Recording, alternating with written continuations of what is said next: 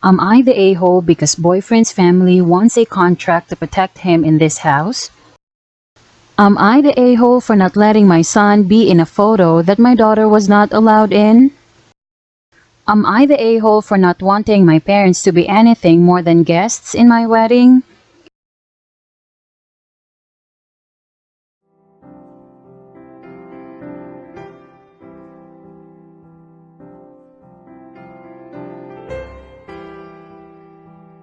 Am I the a-hole because boyfriend's family wants a contract to protect him in this house? So I'm buying a house. I'm in closing now, waiting for attorney's office. House and finance is solely in my name. Bank won't allow otherwise. My boyfriend's family, since he is moving in with me, is all upset because his name can't be on the house. He has zero credit and couldn't be on it anyway, nor do I want him on it. They are trying to see if an attorney or something will contract something even away from the bank, whereas we break up, he will get his money back he puts into the house. My attorney already said they will not do that, so now they are wondering if an attorney not associated with the deal will contract something. They can't do this, right? The house and deed and financing is solely my name. He has nothing on it, but if he puts money into it now, I have to be held responsible for paying him back in the event of a breakup. He already said he isn't moving into a house where his name isn't on it due to immense paranoia from his past relationships. Am I the a-hole? Update. Thank you all. I'm sick of his family being involved. He said to me this morning when I told him I don't think I can legally draw up an agreement or the bank will. He said, I'm this close to letting you have it all. I said, well, you didn't want to move in without your name on it anyway. He thinks a year into building a credit score, he can get put on the house. AmItheA, you should absolutely not sign any such contract, which is why your attorney wouldn't write one. The two of you should come to an agreement regarding how much rent and utilities your BF will be paying you before he moves in. This should be documented in a month-to-month rental contract. You should also specify things like no smoking, approval for pets, etc. in that contract. Then your BF should not ever be expected to pay toward expenses like your maintenance, house insurance, or property taxes. That is all included in the price he pays for rent. If he won't pay your rent, he shouldn't move in. His family doesn't need to be involved at all. Enough said on that. Congrats on getting your home. It makes sense that you worked hard, have the credit, and want to own your home without worrying about getting screwed over. The issue is that you are not willing to sign anything for your boyfriend. If you actually want him to live you and also reap the monetary benefits he may add, then you most certainly should sign some sort of agreement. If you want him to have no claim to the house at all, draw up a rental agreement. Also, he should have a signed agreement from you stating that he is not responsible for any upkeep or repairs on the home. If you plan on it staying yours, then that is what is fair for both of you. If you expect him to live there, help with the mortgage, help with repairs, help maintain and upkeep, but you get all of the financial benefits from it, that's just ridiculous. The cost of living together is no different than renting. Him helping pay the mortgage and utilities would be expected, and he shouldn't expect to get any of that back in case of a split. Again, I am talking about maintenance, repairs, and the like. The central heating goes out, that's all on you. So are septic issues, new cabinets, new appliances, new flooring, plumbing issues, etc. are all on you. It is unfair of you to expect him to play house and only you benefit from the arrangement. Either give him his money back, sign nothing, and do no cohabitate, or he signs as a renter and is responsible for his share of the mortgage and utilities only. You cannot protect yourself only. That is not fair in the slightest. These issues come up a lot on this sub. When the roles are reversed, the men are always the if they don't put their girlfriends on the deed, but expect them play 50% homeowner. The rules are not different because the roles are reversed. You don't him on the deed and don't want him to have any claim to the home or equity, then sign a document stating all upkeep, repairs, and maintenance are solely your responsibility. You can't have him on the official deed or the promissory note for the house.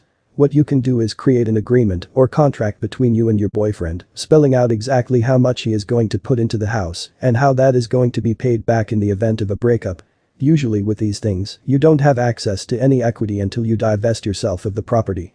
This contract can then protect you if you put a clause in there that any money contributed towards the equity, outside of the interest, taxes and insurance that you pay to the mortgage company, will be paid back when or if you sell the property, and that he can't force the sale of the property if he decides for any reason to terminate the agreement. So you need to note that in the first few years relatively little goes into equity and almost all the payment you make to the bank is actually interest. The bank can give you a breakout of how much each payment goes into taxes and insurance, escrow, and the principal and interest.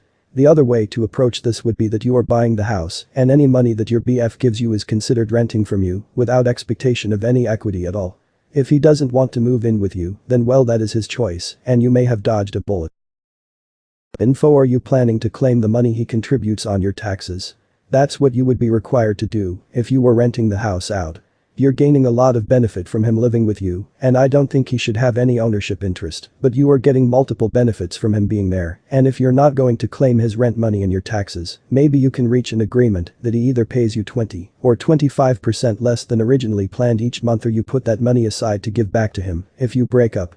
That's the amount you would probably be losing to taxes anyway. Also, what's the income situation like? Are you about equal in terms of earning, or do you make more or less than him? If you have a big income disparity in your favor, again a 50-50 split of expenses might not be the most fair option. Finally, can you actually afford to live in the house without him there? Banks will approve you for a bigger mortgage than is comfortable. If him not living there and contributing will put you in a tight spot, maybe you need to decide if you getting 0% from him is worth standing your ground. You don't have to give him ownership interest to make him feel more protected, but only if him not living there will be a burden for you. Am I the a-hole for not letting my son be in a photo that my daughter was not allowed in? I have two kids, a 16-year-old daughter and a 14-year-old son. My daughter is one of the few girls on my husband's side of the family. He has 4 brothers. Out of them, only one of them has daughters. The rest of his brothers had sons. One of my husband's brothers, Jim, in the past has made a big deal of taking a picture of just the guys at family parties. He's also take a big family group shot but then insists on a photo with just them, and that's often the one he hangs up in the house and shares all over social media. My daughter didn't care when she was younger, but 2 years ago said she felt left out and found the whole thing kind of dumb. I asked Jim if we could stop doing the guys group shot and he agreed. We haven't seen much of each other since then, because of the state of the world. We recently all got together at a different brother-in-laws, not Jim, as we're vaccinated and healthy. Nearing the end of the gathering, Jim asked my daughter and niece to move out of the way so he could take a photo of just the guys. My daughter said that was kind of stupid and asked why they couldn't be in the picture. Jim said it was important to him. I asked why does it matter who is in the frame? We're all family. Jim said he just wants a photo of the men of the family. I told my daughter to move, but then also told my son to step out of frame. Jim asked why I was doing this and I said he can't exclude one of my kids. It's not like he also takes a picture of the women of the family alone. He's purposely leaving them out and that's not nice. After some back and forth, my husband said let's just go and we left the party. No pictures taken. My son agreed with me and said he doesn't find it fair and that his sister and girl cousins can't be in the picture. My husband is on our side but said I should have let it go for the sake of the argument. My brother-in-law posted on Facebook that he was happy to see everyone, but he wishes he could have gotten a family picture. Am I the a-hole? YTA, just take a women's photo too. Let the man have his photo. There's also a family photo. This is drama for nothing. She's not being personally excluded. Why is she believing that it's personal? And why are you supporting her thinking in that ETA? Reading the replies, people are going bananas about only having a men's photo and no group shot. She says they also take a huge family group shot. It's not just a men's photo and nothing else.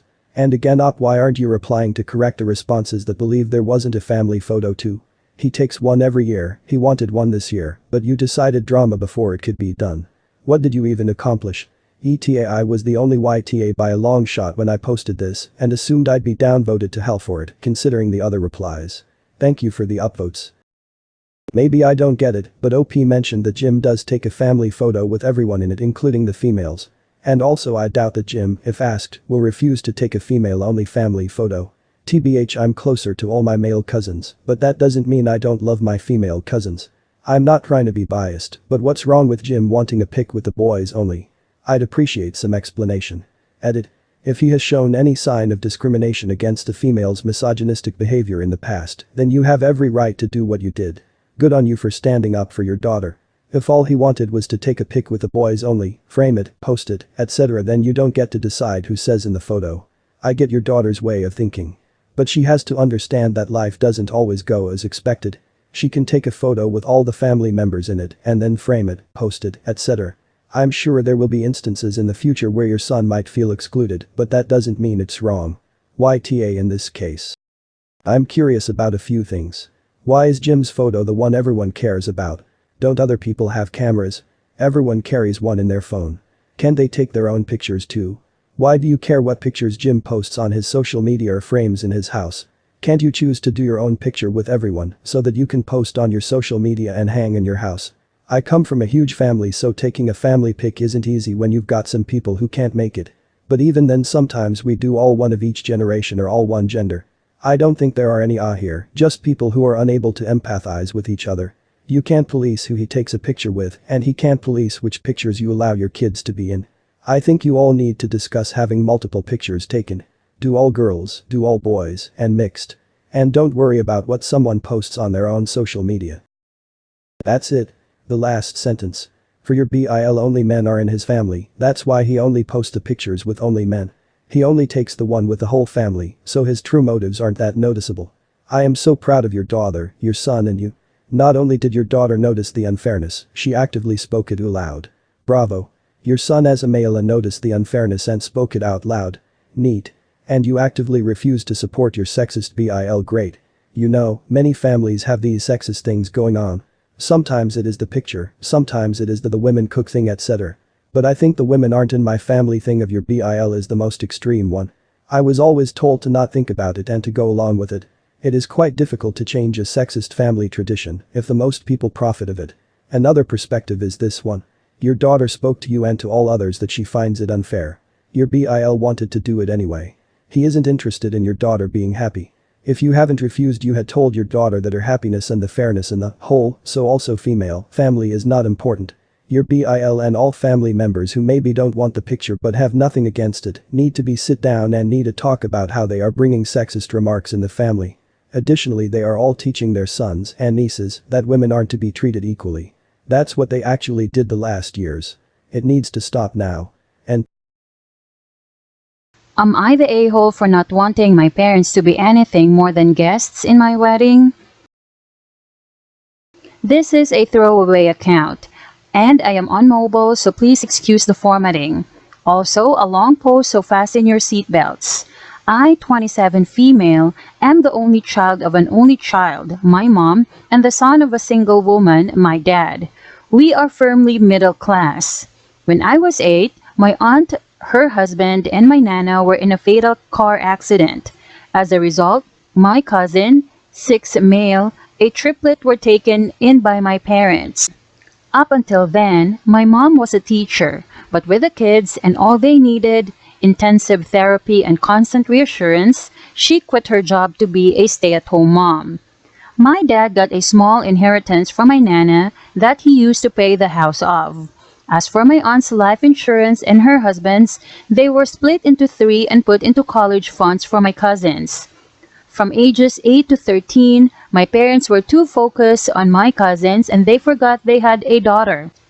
And the money was so tight that I had to quit all of my hobbies because my cousins' hobbies were expensive and they needed to make sure that they maintained the same standard of living for them. At 13, my maternal grandparents sat me down. They said that my parents drained my college fund and that they were threatened by my parents going NC to not tell me, but that I was old enough to keep the secret. They also said that they will be giving me what they could when I go to college. I guess that was it for me. I stopped seeing my parents as anything more than an egg and sperm donor. Fast forward to when my cousins started going to college, and I guess my parents remembered that they had a kid, but I wasn't interested in having a relationship with them beyond an occasional phone call. Now I am about to get married. I asked my grandpa to walk me down the aisle and my grandma to take on the traditional mother of the bride role for me. Then because I am direct like that, I handed my parents their invites in person and told them that they are welcome only as guests or not at all. They got angry, and when they asked why, I just laid it out on them. Now they're trying to apologize, but it is too little too late for me. My cousins contacted me trying to make me take it back, offered me what was left in their college funds since they didn't know that I didn't have one to make it fair. I refused, of course. It's more the emotional neglect that hurts, not the money. But a friend said I was too harsh, that I should forgive and forget. So, am I the a-hole? NTA, it's a crappy situation, and while I can't completely hate your parents, perhaps similar to the sentiment your friends have, I think that is in large part due to my own biases of not having grown up in such a situation. In other words, I don't think I have the right to judge this as actually being harsh, because I cannot realistically imagine what it is like having your parents basically forget about you since the age of 8. That being said, I think that regardless of your relationship with your parents moving forward, your grandparents seem to really care about you, and your wedding day is your day. Have those that you care most about fill the roles you wish for them to fill, as again this can never be repeated enough on the subreddit, it is your day. At least your cousins seem pretty decent. If I had any advice, it would be to try and assure them that they personally didn't do anything wrong. Perhaps this is hard to do due to misplaced resentment over the years, and or perhaps that concern isn't warranted, i.e., maybe they aren't actually the kindest, but from what you said, I feel bad for them too. Personally, I would probably feel guilty thinking that the love my aunt and uncle showed me after my own parents died came at the expense of my cousin, and that I am to blame for their upbringing. That being said, in such a scenario, this would be your parents' fault, not theirs. Again though, can't imagine being in that situation, so it is easy to say this as someone looking at it as a few snapshots in time. Whether or not that feeling would remain if dragged out over the span of years, which I cannot imagine, is another story altogether, so I'll stop rambling now. Either way, congratulations on getting married. NTA. Your parents did a great thing taking in your cousins during such a hard time. However, they did you wrong by prioritizing them over you. You are still their daughter. They should have at the very least treated you the same as your cousins, if not better. Sure, maybe they required extra attention for the first year or two, but that doesn't mean they should have neglected you. I'm sorry you had to go through such hardships. And I am very glad you at least had your grandparents looking out for you. Also, I've learned that it pays to be a troubled child. I'm a twin and I've always been more responsible at home and less needy. That just resulted in my brother getting more attention and care, while I was often left to fend for myself. I don't know if my parents realize they do this or not, but either way, it hurts. All we can do is make sure we are better if we have kids. Make sure we treat all the kids equally, regardless of who claims to need more attention. NTA, your parents made their choice and only now regretting it, because everyone will know how they treated you, because your grandpa will be the one walking you down the aisle. They don't want the questions that are bound to be asked when this happens. Plus I'm guessing they're both used to everyone praising them for taking in your cousins and raising them. Now everyone will see how they truly treat you. They can either come as guests or they can stay home and face the question's consequences later. If they choose to not come, I say go complete North Carolina, ASAP, or even if they try to pull the "we're not coming" then card. This is not something they will ever be able to fix overnight, so if they are truly remorseful, then they will do everything you need them to do to even try to rebuild a relationship with you again. I wish you the best and please update us after your wedding.